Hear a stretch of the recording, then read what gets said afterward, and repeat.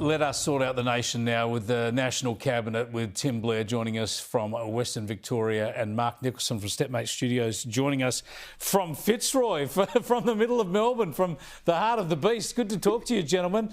I tell you what, everybody's got a stake in this Tasmanian election now, haven't they? I know, Tim, you're a conscientious objector from the AFL now, but even though you love the local footy. But, Mark, I mean, this election, it better not mess with that extra team in the AFL. Yeah, please. I need another little baby team with some really young talent that barely know how to play football, so North Melbourne can get up there and win a couple of games, mate. God, I need it. I need it terribly. I know the Crows are going well, so you just need another team to steamroll, but North Melbourne desperately need this. North Melbourne should have been moved down there, shouldn't they, Tim? I thought that was one of the plans at one point. It wasn't North Melbourne was going to move everywhere all at once at some stage in the 70s and 80s, or beyond the 70s, 80s, beyond their golden era. But you see, this is what happens when you involve politics and sport. The politics becomes the bigger influence. It always overwhelms things. Yeah. In a natural sort of non-political world, the AFL would have just kept evolving and becoming bigger and potentially more goofy. But when you throw politics into the mix, you got trouble. It's also what you get when you have the Hare-Clark system, isn't it? Shouldn't they just change their electoral system so that someone can actually get a majority? Yeah, I think the Hare-Clark system isn't that what was more sensibly used to decide games that are rained out in one-day cricket? It's almost as difficult. In fact, you could just cancel mathematics exams throughout the entire country and just give kids things like Hare-Clark and the ODI system and say, suss that out and you've graduated. That's all you need to do. Have I got them mixed up, Mark? Is that the is that the one-day formula, the Hare-Clark, or is it the electoral system? What's the one-day formula? But you know the business. Mate, I have no idea. Duckworth Lewis. Duckworth Lewis is the cricket. Hare-Clark is the electoral system. That's right. Maybe the Tasmanian politics needs to switch to the Duckworth Lewis system. Otherwise, they'll keep going back to the polls.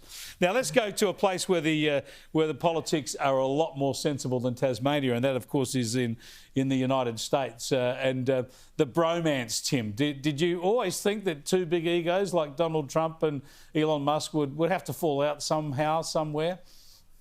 Well, I'm actually completely fine with this because too often in politics, if your side is winning, you make excuses for everything. So, in this case, for example, you've got people like me, horrible right-wingers who are all happy about slashing government spending and hoping it provides an example for us in Australia. And a lot of people would, in that circumstance, if things didn't go on this, if spending wasn't cut, we'd be all making excuses for saying, there's all sorts of troubles and, you can't accomplish everything in one day. What we should be doing is being a lot more like Elon Musk and saying that, no, the promise was to cut spending massively. And if it's not happening, that's a disaster and terrible. And he's absolutely 100% correct. I mean, it's very odd that you've got a billionaire coming in and being the voice of common man reason here, but he's actually doing it. And if it upsets the kind of, the bromance model, I'm fine with it because there are big issues here. Yeah, look, I think they're both holding their positions at the moment. They don't seem to be too nasty about it. They're just going their own way. But it just always seemed to me, Mark, that you couldn't have Musk being so prominent in the administration and turning up on stage with the president or whatever. So it seems to have just sort of evolved to a more normal arrangement. No doubt Musk will have plenty to say on lots of issues. Well, he's already started to throw the toys out the cot, and that's the thing. He's already started to throw through rocks on Twitter and all that sort of stuff towards Trump. What's really interesting, and I guess I'm trying to step back and just try and treat it as entertaining as possible because it's otherwise pretty scary. But I'm just trying to look at it as just pure entertainment. And Trump's just being oddly quiet. Normally, Trump's the one that will jump on Twitter straight away and throw bombs and get up and do a press conference and whatever. He's oddly quiet. I think Musk might end up on Mars a lot sooner than he thinks.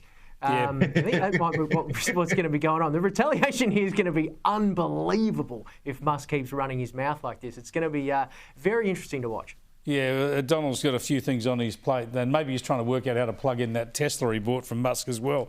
But one of the things he's done is started an investigation into the cover-up of Joe Biden's cognitive deterioration. Tim, I mean, this is all good fun and games, but really, you just shouldn't he just let that go and concentrate on Putin and Iran?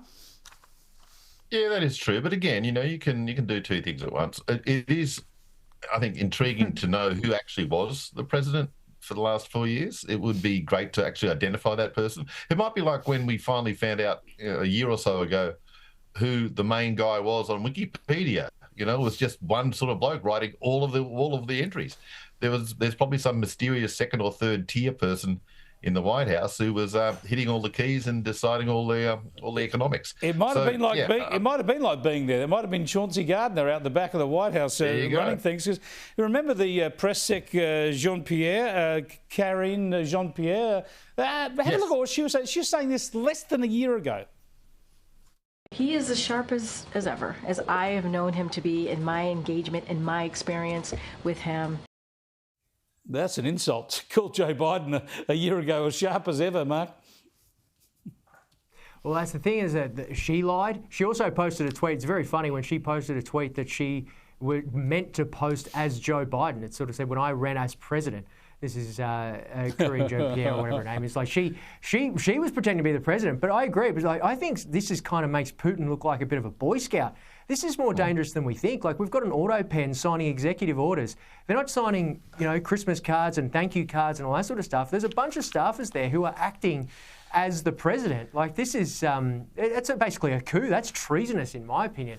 Yeah. And it's all surrounded by this whole fun and games. It's silly. He's got oatmeal for brains, and he's he's asleep on a beach in Delaware with his mouth open. Meanwhile, the staffers are just acting as president. I just think it's scandalous because the rest of us could see it all around the world, but the Washington Press Corps just allowed it to go on. I just want to squeeze in some vision that Harry and Meghan, the former prince and princess or whatever, have put out. This is 5 years old, I think, and they've decided to share this. Oh, there they are. They're twerking. We won't play the audio. Twerking, awaiting the birth of Lilibet. This is important, though, Tim, isn't it? Because they thought that maybe for about 10 days the world had forgotten them, and now they've got themselves back into the news cycle. Well, we know who's got all the rhythm in that family, and it's not the prince, is it? Like, that's the dorkiest dancing I've ever seen, and I've seen me dance. He's just an atrocity. And whereas Meghan, say what you want about the indignity of it and the desperation for attention, at least she's got some moves there. At least in her ninth month, she can get some moves going. But the husband, not so much. Very red-headed as far as dancing. No, I'll have no discrimination against the blood nuts. I thought they both danced brilliantly. Thanks for joining us, Tim and Mark. We'll catch you next week.